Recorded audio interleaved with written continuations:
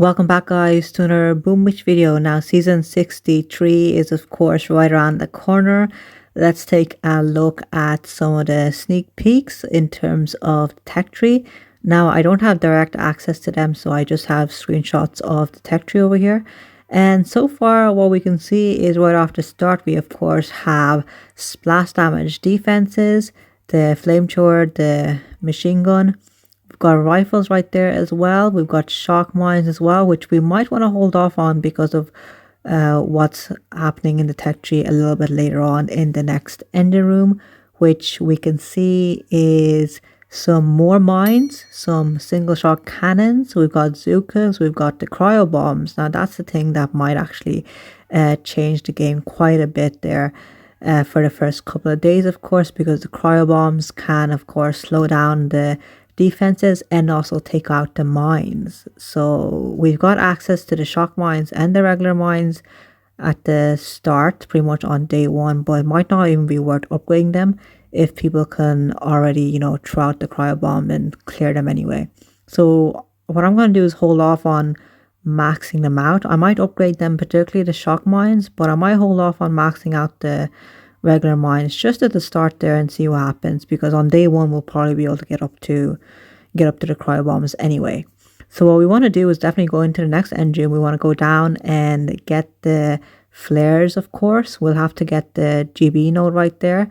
We'll get access to the heavies there, we'll get the Zukas there, and of course the cryo bombs there. So and that's going to set you up for the rest of the season pretty much, because I'm going to stick with the heavies and Zukas, and then later on once we get Kavan, or else we get the remote diaphrib from one of the option nodes, that's going to be pretty much our gameplay for the rest of the season. Now if we take a look at what's after the Zukas and the cryo bombs there, we've got building health there. That might be a nice node to go to the top there.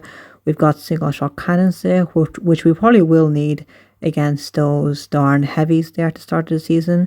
We've also got a multi-node in there, and we have an option of getting the cannons there, which has been picked in terms of over here. And then we've got brick over there as well down there. We've got troop health down there as well. So a lot of stuff. Might have to go through each of these branches there and grab some of these nice stuff. And then in terms of the next node, we have a prototype weapon at the very top, right above that, where there has been a Doom Cannon picked already. So that might be the default for everyone there. Doom Cannon, of course, transfers every single other prototype weapon there. We've got the shock launchers as well, pretty much relatively early on, maybe in the second or third day there. We've got building damage, we've got mortars. Mechs could have their season as well, because they shock and they have a lot of health as well. But of course, since they are slow, and I might just stick with the heavies and Zukas. I've never used mechs, to be honest, in any other Warship season. But of course, then we have, after the mechs, right in front of the mechs, we have another multi-node there. We've got medics down there, we've got critters down there. So that lower node, everybody probably might just skip, because nothing there is really going to be too advantageous, unless you really want those critters. But I think after the critters, if you go into the next screen, of course, we will see that the seekers are right there. So Seeker players are definitely coming out early on. So I'm not sure, maybe in the first few days it might be heavies and Zukas for sure, and then it might transition over to who can get to the Seekers early on, because of that, of course, the cryo bombs. That's going to make Seeker players, hopefully if you can get there early on, and the cryo bombs and all that sort of stuff, the building health node that we have just seen, building health and building damage node. Might be a good time for Seekers in the first couple of days there. And then after the Seekers is it's a dead end node, so we have to go back up to that multi-node with the cannon there. We've got remote defrib right there, which might be pretty good. Instead of having to pay for Kavan, which is 42 keys, you could just get the remote defrib. Might be a good option. We've got medics after the remote defrib, but if you go down, we've got troop health. Laser rangers are right there as well, which is definitely a good unlock. They're always great against cluster bases, so depending on the deck layout, the laser rangers will definitely come into their own.